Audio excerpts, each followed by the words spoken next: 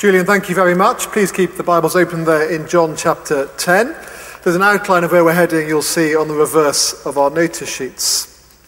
Now, who would we have as our leader? The issue, of course, has been to the fore recently with the general election.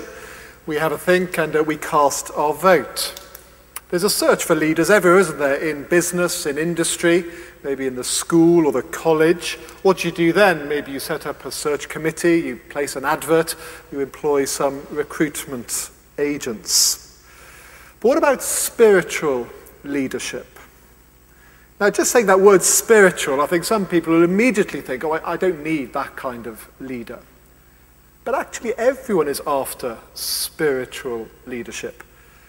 If by spiritual we mean the things that really matter. We want someone to deliver on my deepest need. Who's going to give me life as it was meant to be? We might not use language of spiritual, but deep down everyone is chasing after such things. But who can give it to us? Is there a leader we can trust in this area? One who we can follow and give our all? Where is there such a leader to be found? Well, over the past couple of years here at the 4 p.m, very slowly, we've been working our way through John's Gospel, and now we've reached John chapter 10. You might remember we've seen in John chapters 5 to 10, that's a section in John's writing, and he's revealed there to us Jesus' identity as the Son of the Father, and especially as well wanting to show us what it is that, if the Son of God has come into our world, what is it that he came to do? So we read on in chapter 10, which begins, "Truly, truly, I say to you." Very easy for us to assume, diving in, that that's addressed to you and to me directly. But actually, these words were spoken to the Jewish religious leaders of the day. It follows on, straight on, from the previous chapter. And John chapter 9 is a wonderful account of how Jesus healed a man blind from birth. It was a wonderful occasion and miracle. But not everyone was happy. The religious leaders were not happy at all. And in fact, they were even more furious when that man who'd been healed refused to let go of his simple testimony that Jesus did it. At the end of chapter 9, Jesus told them what he thought. They'd already kicked the man out of the synagogue. And now Jesus has strong words for them. And that's continuing in chapter 10, as we hear Jesus use these maybe familiar words of the shepherd, the sheep, the door, and the sheepfold. But as he speaks, we're told they just don't get it. Verse 6, this figure of speech Jesus used with them, but they did not understand what he was saying to them. And so in the next verses, then Jesus explains to them what he meant. And he shows in these verses how different he is to all other potential spiritual leaders. What it is that makes him unique. What it is that he has to offer. Two main headlines. First of all, Jesus came to give life. He came to give life. There is life, he says, to be had. But who's it for? And how do they get it? We'll look down to verse 7. Jesus said again to them, "Truly, truly, I say to you, I am the door of the sheep." Well, in Jesus' day, sheep were kept in a sheepfold, often just a pen next to or near the family dwelling. And obviously, there was only one way into the sheepfold, which was the door. It's not that hard to understand. The sheep, as well, it becomes quite clear, stand for the people of God. And therefore the only way in, Jesus says, is through him. He is the door, the gate. And he does need to say this, because verse 8, all who came before me are thieves and robbers, but the sheep didn't listen to them. It doesn't take a genius to realize who Jesus has in mind when he says these words, those very religious leaders that he is talking to and others like them. Those who set themselves up as spiritual leaders, overseeing God's people. But actually, Jesus says, they are thieves and robbers. In what sense? What are they trying to steal and take away? Well, verse 10, he tells us, the thief comes only to steal and kill and destroy. Now that is strong language. Surely that's a bit over the top, Jesus. No doubt Jesus' hearers were offended by what he said, but we'll soon find in John's Gospel what they do to Jesus and to his followers. And so right as we start this passage, there's a clear warning. This decision of who is going to be our spiritual leader, who we are going to look to, well, has serious consequences. There are thieves and robbers about who are aiming to steal, to kill, and to destroy. But not Jesus. Jesus reiterates in verse 9, I am the door. If anyone enters by me, there is a way in, and it's Jesus, into the sheepfold. He is the door, the way into God's people, the way, the truth, and the life. But maybe some hearing this will say, well, so what? What need is there to go through that door anyway? Even if Jesus is the only way into that sheepfold, well, why need I go in at all? I'm not really after what Jesus is offering. Is it worth it? Well, yes, says Jesus, it is, because on offer from him, this life is abundant life. Second half of verse 10. Jesus says, the thief comes only to steal and kill and destroy. I came that they may have life and have it abundantly. Now, so this life Jesus came to bring is not run-of-the-mill life. It's not everyday life. It's not a bit more of the same or even a bit more of the good life now and again. Oh no, here is abundant life. And yet I'm aware saying that many are actually unmoved by those words of Jesus. They don't find this abundant life particularly appealing. I found actually in our week of talks quite recently, I chatted to a number of people. They'd come, they were interested. They weren't particularly offended or crossed by what they heard. They just weren't that bothered, really. They thought life wasn't too bad as it was. They thought, yeah, okay, if it works for you, but I'm fine as it is. No doubt underneath that, a sneaking suspicion, this Jesus, he might just, well, spoil my fun, cramp my style. Not really actually the kind of life that I want. Do you remember that atheist bus campaign a few years ago? Exploited that fear. It said, there's probably no God, now stop worrying and enjoy your life. Tapping into that fear as if God was there, well, he would only take away, make my life miserable. And do you know, this is not a new claim. Do you know how old this claim is against God? Think back to the Garden of Eden. God had made this stunning and beautiful world, given it to humanity to enjoy. And the serpent implied that a God who had done that, well, somehow wouldn't be concerned for humanity's well-being and flourishing. That somehow Adam and Eve would be better off going their own way. And that's what humanity has thought ever since. We know best. We can make a better life ourselves. So what is it then? What is this abundant life that Jesus is offering? Well, first of all, let's not miss what he said back in verse 9. Jesus says, I am the door. If anyone enters by me, he will be saved. Imagine a toddler, maybe, happily playing with their toy cars, and the parent sees them there, chuckling away, really happy, on the fast lane of the M25 with a juggernaut bearing down. The parent swipes the child, swipes it off. The toddler, in broken words, says, Daddy, what are you doing? I was having so much fun. I hope you're taking me somewhere better to play. You'd laugh. First things first, that child has to be out of the way of the oncoming traffic as quickly as possible. It doesn't matter that the child was having fun, enjoying it, thinking, what a good place to be. Not at all. Because Jesus, you see, isn't offering people a mere upgrade to their lives. He's not saying, you're basically okay, I can see it's all right, but let me give you a little add-on to enjoy, a little value added here and there. Jesus says quite simply that what is needed is to be saved. All humanity has this desperate and urgent need to be rescued. I hope we're clear on that. That without Jesus, however much fun supposedly is being had, life is not okay. Far from it. And in John's Gospel so far, we realize what he means by this. Jesus says the world's in darkness. It's condemned already. The wrath of God remains on it, on each individual who has turned away from God, and a day of reckoning awaits. That is reality. That is the truth. So if you like, we are like those sheep who wandered onto the motorway. And we are there just thinking life is great, but the juggernaut is coming. So first and foremost, the good life, the abundant life, is to be saved. Before we go on, let's just think about an issue this passage raises. Who are those thieves and robbers today?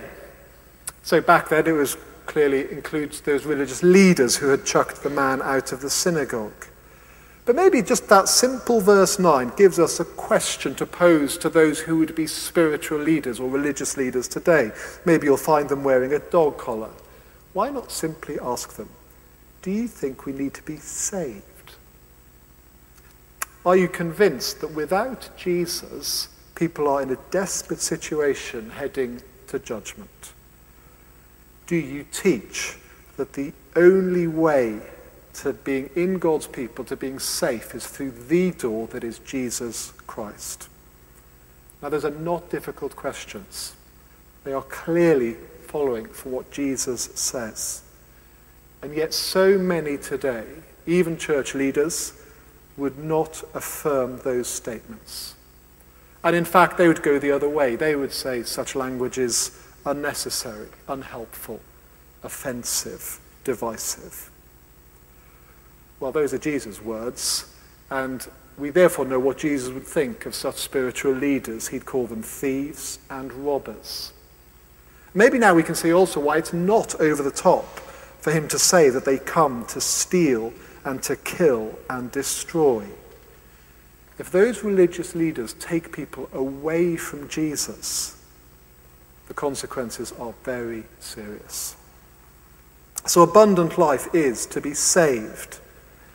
But wonderfully, that isn't all. Far from it. This life from Jesus is much, much more than the mere absence of what is undesirable. Because through the gate, again, simply verse 9 tells us, the sheep will go in and out and find pasture. They will find this abundant life. And this life actually is beyond our wildest dreams.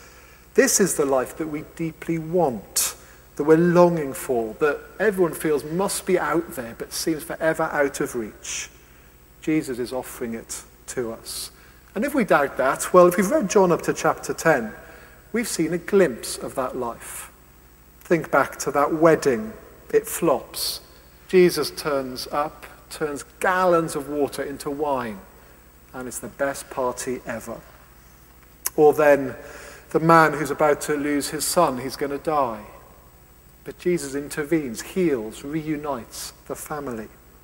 Thousands of hungry people, their mouths are fed, they are satisfied, plenty left over. All those things, signs, giving a glimpse of this world that Jesus is bringing about, this abundant life.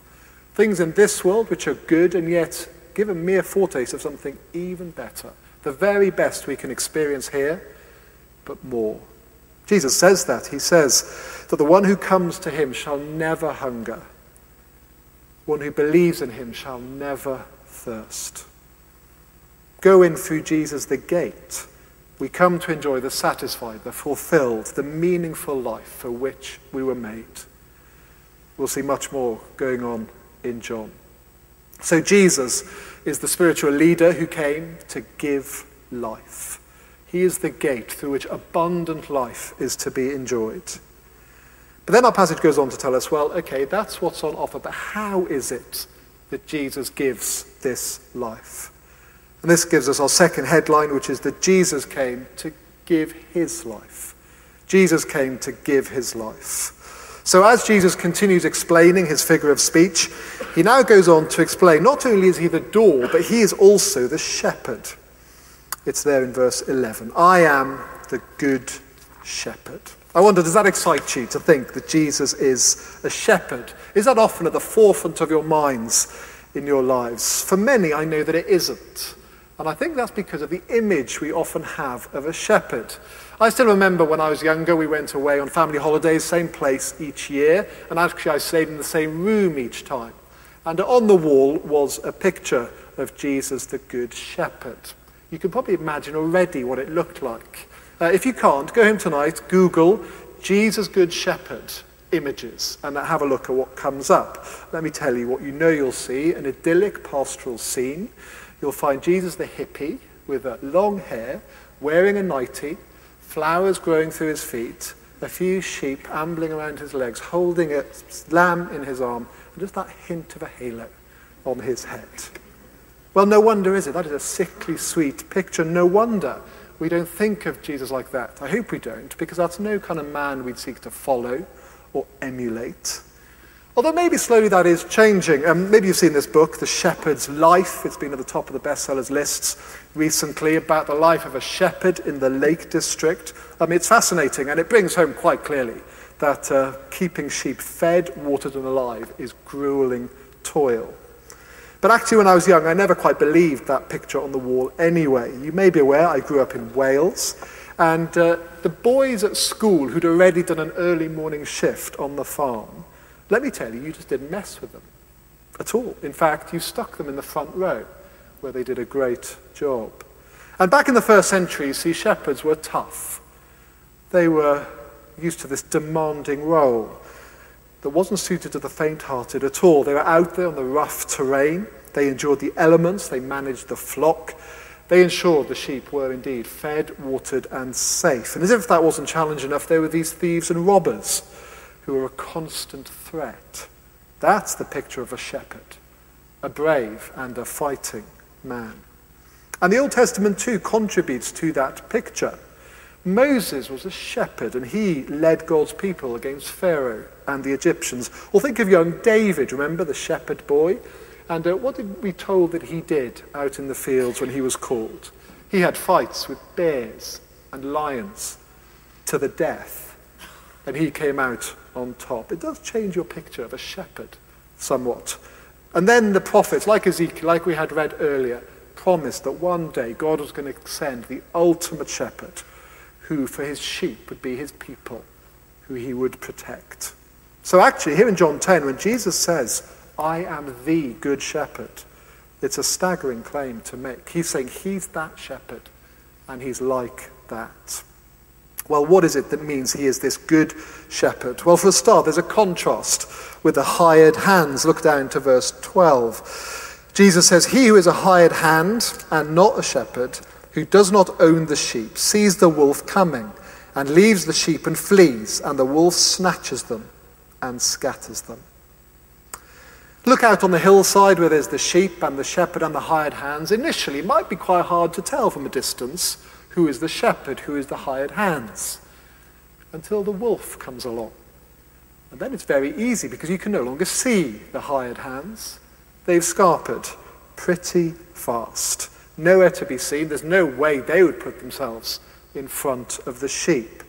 The hired hand, the name gives it away, is there for the money. He's not there for the sheep.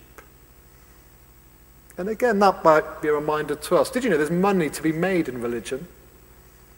We see those adverts all around London for those conventions and churches that promise that if you attend, you'll be rich, you'll be blessed.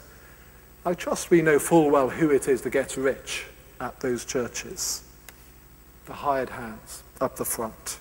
They don't care for the sheep, they fleece them. But not Jesus, because Jesus is the good shepherd. And the next mark he tells us of the good shepherd is that he knows his sheep, verse 14.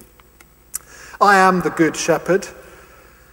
I know my own, and my own know me, just as the Father knows me, and I know the Father.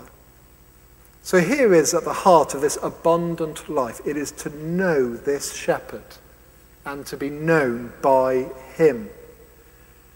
We were made for relationships. We chase them with other people here on earth, but they never quite satisfy, because ultimately at the heart of it, we are made for a relationship with our Creator. And that is what Jesus here, the Good Shepherd, is offering. What does that look like in practice? Well, look back to how he started in verse 3. To the shepherd, the gatekeeper opens. The sheep hear his voice. He calls his own sheep by name and leads them out. When he has brought out all his own, he goes before them, and the sheep follow him. For they know his voice.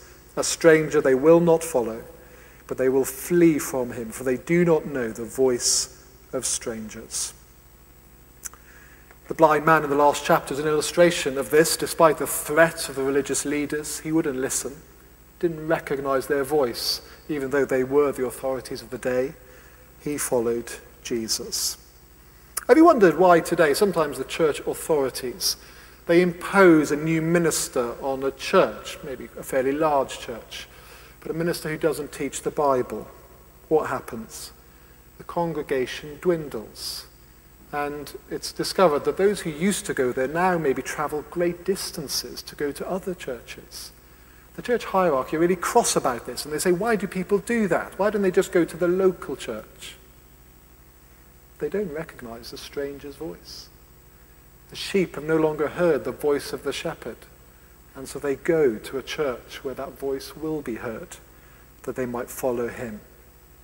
Or think today, why is it that when Christians are put in orange jumpsuits and a knife put to their throat, they declare Jesus Christ is Lord?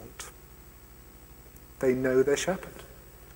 They know that he will not desert them, ever. And so they will not desert him. In Jesus, the Good Shepherd, here is the leader to be followed. He is the Good Shepherd. But we are bound to therefore ask, what is it about this shepherd that can command such a following from his sheep? Why do they listen? Why do they follow, whatever the cost? Well, because here is a shepherd who lays down his life for the sheep. That's actually the first characteristic Jesus gave us of the Good Shepherd in verse 11. I am the Good Shepherd. The Good Shepherd lays down his life for the sheep. It's so important. He repeats it. Did you notice 3 more times? Verse 15, I lay down my life for the sheep. Verse 17, I lay down my life. Again in verse 18, I lay it down. Jesus is the Good Shepherd because he lays down his life for his sheep. And now Jesus is almost breaking out of this first century picture of the shepherd and his sheep. Because you see, even in those days, a good shepherd, a particularly good shepherd, well, he might risk his life for the sheep. You might even begin to just about say that he would be willing to die for the sheep, although that's just about bursting the picture. But Jesus goes even further. He says he does lay down his life for the sheep. You see, in these chapters in John's Gospel, hostility to Jesus is rising. As you read it the first time, you might think, well, Jesus needs to watch himself. He needs to stay out of trouble.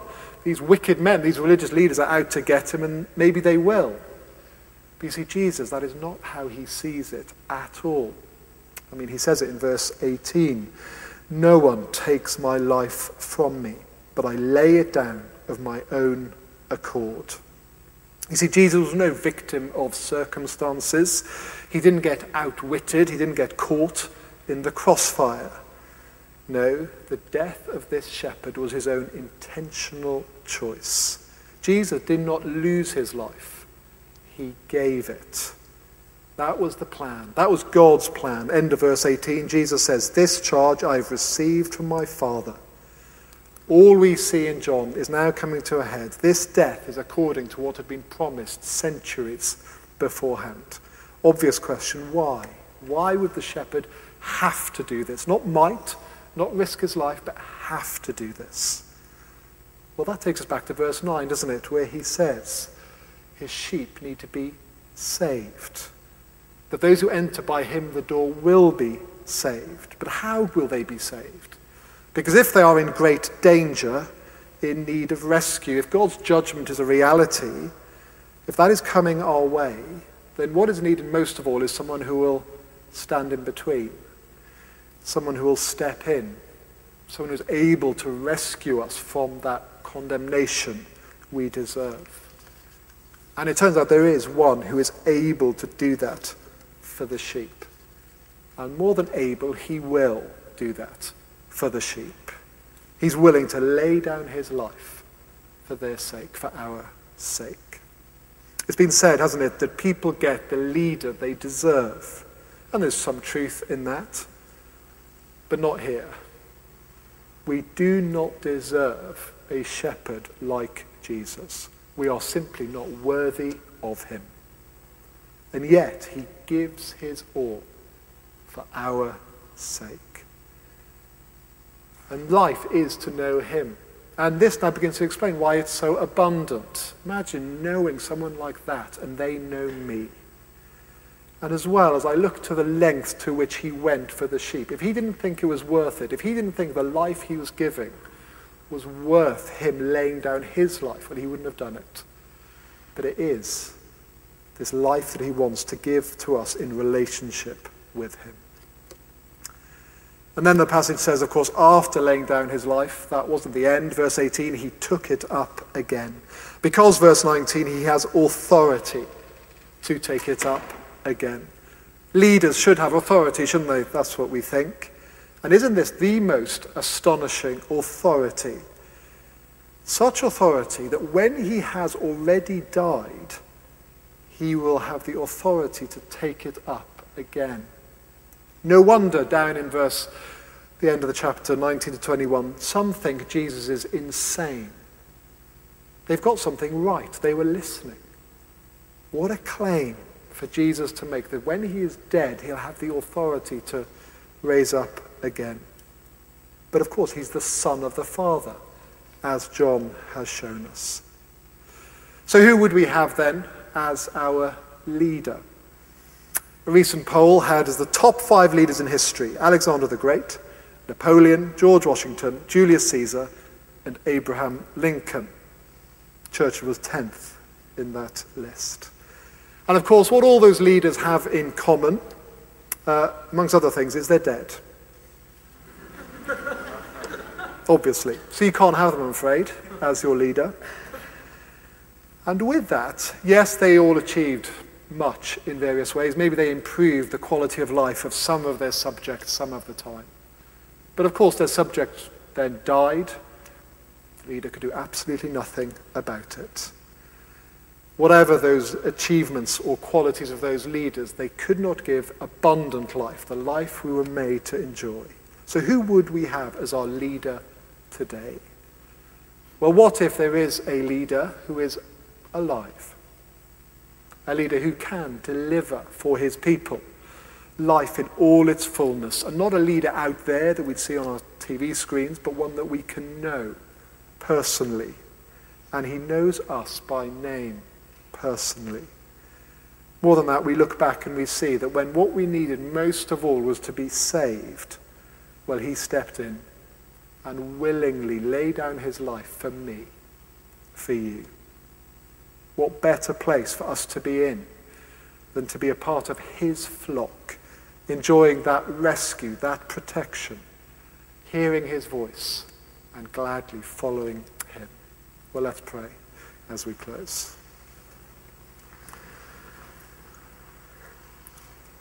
Jesus said, I came that they may have life and have it abundantly. I am the good shepherd.